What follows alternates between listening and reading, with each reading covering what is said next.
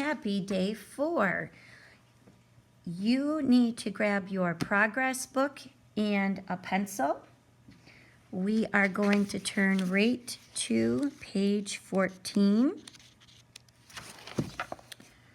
And we're going to continue our reading of the story called Into the Grand Canyon. I wanted to warn you that we had a flash flood here last week, and it washed out some terrain.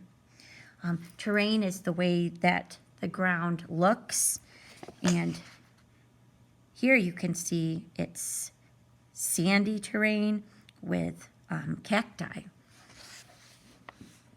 The footing on the trail may be difficult. We finally set out on the trail, and we are having a great time. Even Paul gets into the spirit, shouting every time he spots a lizard or squirrel. He even sees some rare species, a baby mule deer and its mom, and some coyote tracks on the trail. We have been hiking for about an hour when Paul suddenly yells, "Hey, look up there." We look where Paul is pointing, and we see a giant bird perched on a rock wall above us. "I don't believe it," Mr. Anderson exclaims. "That's a California condor, one of the rarest birds in the world." Everyone starts snapping pictures. I can't believe our luck, and I'm trying to get as many pictures as I can, too. That is probably why I don't notice that the trail in front of me has washed out. 1 minute, I'm walking toward the condor's perch. The next minute, I'm at the bottom of a ditch.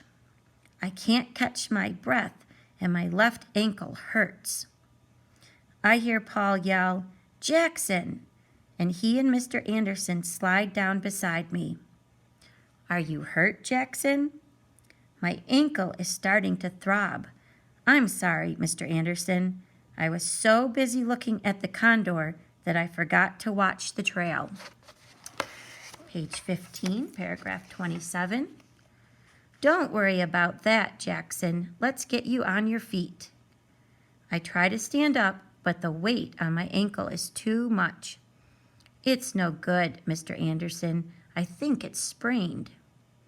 "I guess we are going to find out how much you learned during our training." He calls to the other troop members. "Gentlemen, we have our first challenge, as it appears that Jackson has sprained his ankle. What are the next steps?"